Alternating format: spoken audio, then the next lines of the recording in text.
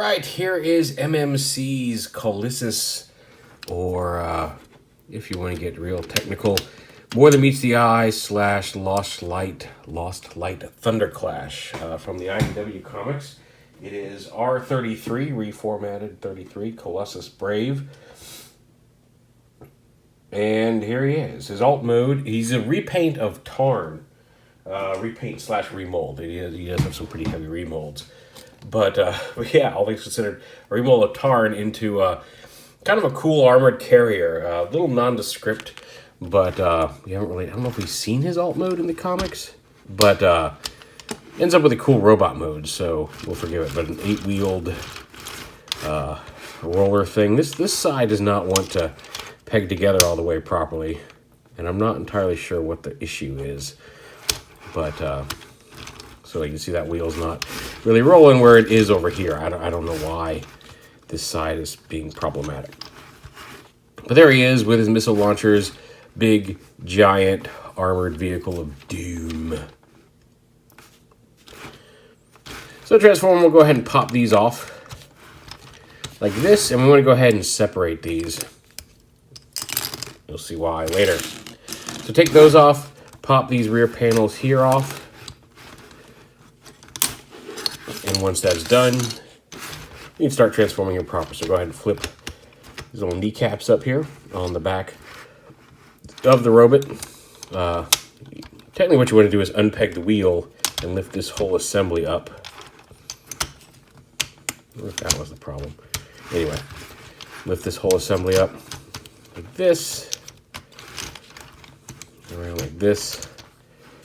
And you lift up this half, untab the back part, and then lift up half of it, flip the leg down and around, lift up the other half, which will give him the clearance to flip the other leg down and around. You can go ahead and fold his chest piece down. You can see I've already given him his auto brand.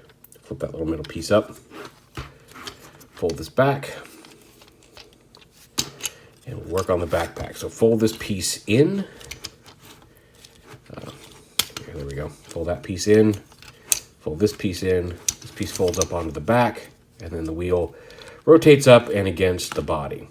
I've seen several different configurations, but honestly, the way it's shown in the instructions is I think the best. It keeps it kind of up behind his torso, but I have seen some different configurations of this, and feel free to fiddle with it all you want. Bring that up, pull it back down, flip this up, flip it up, rotate the wheel up, and fold it up onto what is now his back. Go ahead and flip his feet forward here. He's got his little toe articulation there. Flip his feet up, come up here to the top, and you stand him up. Come up here to the upper part of the body. Angle your camera so you're not looking like you're on a cliff. Bring the arms out from here, extend them, rotate them forward, and then bring the shoulder pad forward, like that. Cool. Same over here. Bring the arm down, rotate it. He does have opening fingers. Rotate this forward. Open this up, then open up the smaller inner panel and flip his head out and around. Close that inner panel and then peg the whole backpack back in. You can kind of flip this up behind his head if you want, or you can leave it folded back. It does stick out a little bit here on the backpack, but again, there's not a whole lot of really room to wiggle the backpack here. Like I said, up here behind his torso makes more sense than having it hang down behind his legs. The wheels fold in and then slide down here on the back of the leg. Fold in, slide down. And there he is in robot mode. Now the instructions, sadly, actually we've got to double collapse this so it pegs all the way into his chest there. There we go. A nice mishmash of colors. Now his chest is a much, I don't know how easy it is to tell, but it's much more green than the teal on the rest of him.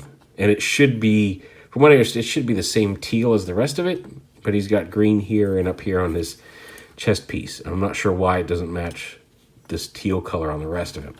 Still looks good. It's not a huge difference, but it is a different color. But a nice head sculpt, a nice representation of the multicolored entity that is Thunderclash. Obviously, you're not going to have gold plastic syndrome like the old original European Transformer did.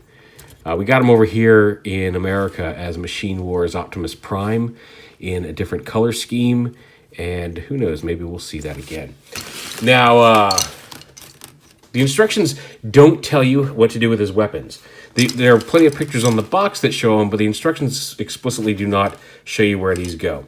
So these back end pieces that we've taken off, you can see there's a tab right here, and there's a couple tabs right here behind his, on the back of his body, on the back of these blue pylons here that his shoulders are attached to. There's a slot, so you can take these, and these peg in back here behind his head to give him some detail up there. And then the cannons. Now there's a lot, you can fiddle with these the way that you want, because basically these are going to plug in to these panels right here and then peg in to his arms like this. And there's lots of different ways, well not really lots, but there's several different ways you can do it. You can do it with the silver canister on the gun pointed upward. Gives it a little bit more visible detail when you have it connected like that.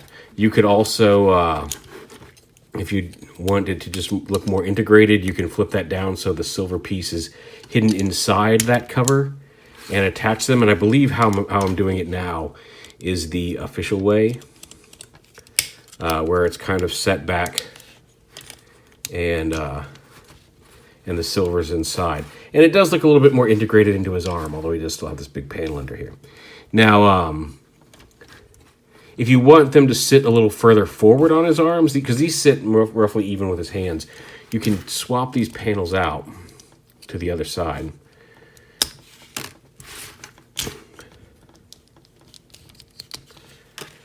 And when you do that, you can attach this, so, wait, how did I do? Oh yeah, like this.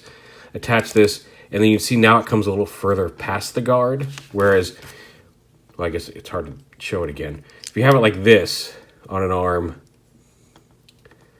actually, this is both, we both go on the same side. You can see here, the edge of the panel comes right to about to that yellow bit on the gun, whereas if you attach it like this, the gun sits much farther forward under the arm panel, and you can attach that. Like I said, you have to switch them because when you swip it around, it both goes on the same side. So you can have it sit, the panel sits a little further back, the gun is a little bit more exposed on the arm. It's entirely up to you how you want those arranged. Personally, I like the gun sitting a little further out, but for the sake of it, we'll go ahead and put it back in the official, what appears to be the official configuration based on photos, and that's with the silver inside and the shorter, and the not as exposed cannons on the shield.